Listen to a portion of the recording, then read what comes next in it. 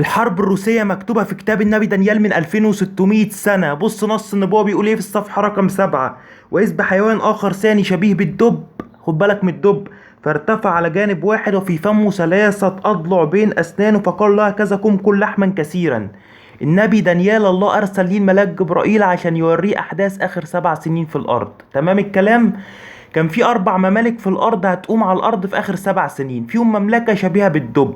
الدب ده قال له في فمه 3 أضلع فقم كل لحما كثيرا. زي ما روسيا ضربت أوكرانيا هتضرب السويد وفنلندا. مجرد ما الحادثة دي تحصل هتقوم يوم القيامة الشهير والحرب العالمية التالتة حسب المكتوب في نهاية النبوة. وكنت أرى في رؤى الريل، دي بقى حيوان رابع متسلط هيتسلط على كل الأرض. بص مكتوب عنه إيه: وكنت أرى في رؤى الليل وإذ بحيوان رابع هائل وقوي وشديد جدا له أسنان من حديد كبيرة. ده حلف شمال الأطلسي والغرب.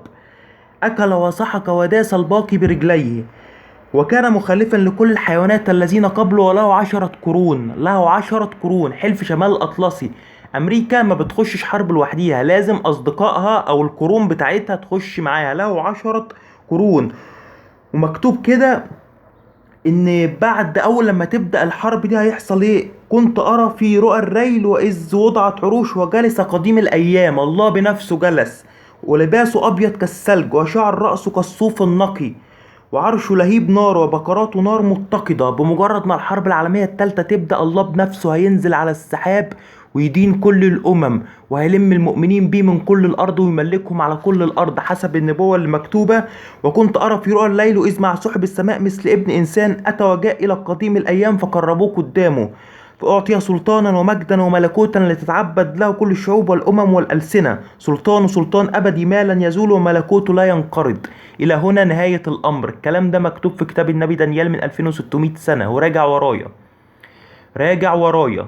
احنا دلوقتي داخلين على منعطف نهاية الزمان، نهاية العالم. الارض بتتقسم نصين: نص التحالف الغربي وامريكا واوروبا، ونص روسيا والصين. تحالف روسيا والصين اللي هم جوج ومأجوج المذكورين في كتاب النبي حسقيال من 2600 سنة.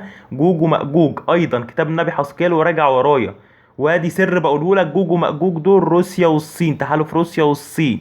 هيجوا هيحاربوا امريكا والاتحاد الاوروبي. والحرب دي هتكون في اوكرانيا وفي السويد وفي فنلندا وفي دول شرق اوروبا، وهتكون كمان على طول نهر الفرات، وهتكون في السودان، وهتكون في ليبيا، وهتكون في كوريا الشمالية وكوريا الجنوبية واسرائيل وايران، وكل واحد هيمسك واحد.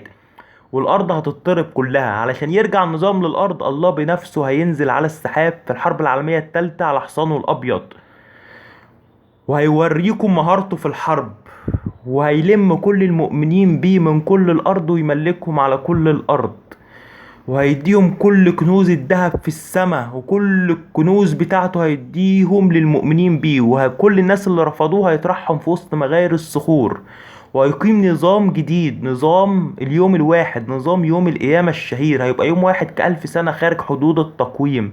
ما يبقاش اليوم ده في ليل او في نهار، هيبقى يوم واحد ك1000 سنة. اليوم ده معترف بيه في الديانات التلاتة، اسمه يوم القيامة الشهير. كل ده شفته في رؤية وجاي اخبركم بيها من الكتب المقدسة. الكلام ده حقيقي واحنا داخلين فيه. اللي عايز يصدقني صدقني، واللي مش عايز يصدقني ما يصدقنيش. احنا اللي عايز يصدقني يخش فلك نوح التاني. فلك نوح التاني دور على ابن الانسان فلك نوح التاني، ان لقيته هتلاقي حياتك الابدية، وان دورت عليه بصدق هو اللي هيلاقيك. لكن رفضت كلامي، خلاص خد كلامي وارفضه، لكن الكلام ده هو اللي هيدينك في الوقفة الأخيرة. احنا سكان الجيل الأخير، استعدوا للقاء إلهكم.